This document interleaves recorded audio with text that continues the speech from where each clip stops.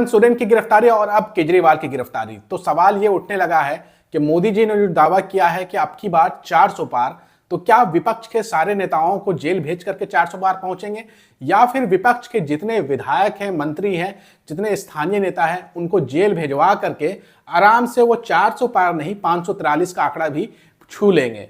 ये बात मैं नहीं कह रहा हूं, सोशल मीडिया पर इस तरह की बातें कही जा रही है और सवाल उठाया जा रहा है। जो भारतीय जनता पार्टी ये कहती है कि वो भ्रष्टाचारियों के ऊपर कार्रवाई कर रही है, लेकिन कोई भ्रष्टाचारी भारतीय जनता पार्टी में शामिल हो जाए तो उसके ऊपर से सारे केस अचानक से गायब कैसे हो जाते हैं, या फिर केस रहते हैं तो फिर गिरफ्तारी क्यों नहीं होती है। मिसाल के तौर पर अगर आपको लेना है तो आपको याद होगा चक्की पिसिंग वाला नारा किस तरीके से अजित पवार के लिए कहा गया था कि वो चक्की पिसिंग करेंगे। आज वो भारतीय जनता पार्टी में बैठे हुए हैं, कोई चक्की पिसिंग नहीं हो रहा, आराम से वो वहां पर मंत्री पद का फायदा उठा रहे हैं। इसी तरीके से आप शुभेंदु अधिकारी को देख लीजिए, कई ऐसे नाम हैं जहां पर भारतीय जनता पार्टी ने पहले आरोप लगाया कि ये सबसे भ्रष्ट मंत्री है फला पार्टी का, लेकिन जैसे ही वो भारतीय जनता पार्टी में शामिल होता है उसके सारे दाग धुल जाते हैं और उनके ऊपर गिरफ्तारी नहीं होती। इसीलिए सवाल उठ रहा है कि भारतीय जनता पार्टी की तरफ से जो कार्रवाई की जा रही है वो सिलेक्टिवली क्यों की जा रही है। अब कुछ लोग बोलेंगे कि ये कार्रवाई तो ईडी की तरफ से की जा रही है, तो क्या ईडी को जो है वो चक्की पिसिंग वाले नजर नहीं आते हैं? क्या ईडी को जो है वो शुभेंदु अधिकारी नजर नहीं आते हैं? वो इसलिए नजर नहीं आते हैं क्योंकि वो भारतीय जनता पार्टी में शामिल हो गए हैं। मैं ये नहीं कहता हूं कि अगर अरविंद केजरीवाल ने कोई भ्रष्टाचार किया है तो उनके ऊपर कार्रवाई नहीं होनी चाहिए, उनकी गिरफ्तारी नहीं होनी चाहिए, लेकिन जिस तरीके से सिलेक्टिवली खेल खेला जा रहा है कि विपक्ष के नेताओं को जेल में डाल दो और उन्हीं विपक्षी पार्टियों से भ्रष्टाचारी नेता जब आपके पार्टी में आ जाए, भारतीय जनता पार्टी में शामिल हो जाए, तो उनके ऊपर कोई कार्रवाई नहीं हो। इसी मुद्दे को लेकर के मशहूर यूट्यूबर ध्रुव राठी ने सरकार के ऊपर हमला बोला है और सरकार की बखिया उधेड़ के रख दी है, और उन्होंने कहा है कि मैंने जो भविष्यवाणी की थी कि डिक्टेटरशिप क्या होता है वो अब देखने को मिल रहा है। उनकी भविष्यवाणी सही साबित होते हुए दिख रही है। ध्रुव राठी ने जो डिक्टेटरशिप के लक्षण बताए थे वो अब देखने को मिल रहा है। पहले हेमंत सोरेन की गिरफ्तारी, अब जो है अरविंद केजरीवाल की गिरफ्तारी। अब कहा जा रहा है कि ममता बनर्जी के भतीजे अभिषेक बनर्जी की भी गिरफ्तारी हो सकती है, तेजस्वी यादव की भी गिरफ्तारी हो सकती है, अखिलेश यादव की भी गिरफ्तारी हो सकती है, और देश के तमाम उन नेताओं की गिरफ्तारी हो सकती है जो भारतीय जनता पार्टी के सामने झुक नहीं रहे हैं। आप अपने स्क्रीन पर ध्रुव राठी का ये ट्वीट देखिए।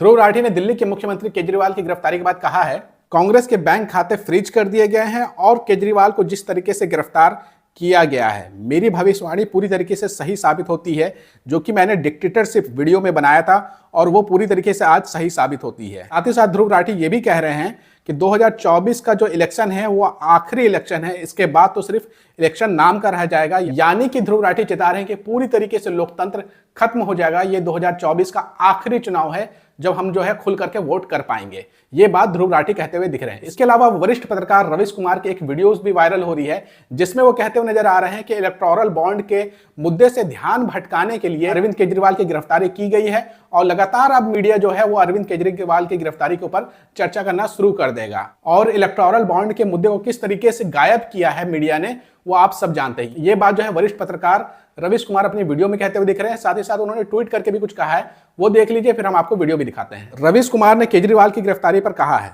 क्या 2024 का रिजल्ट घोषित हो चुका है?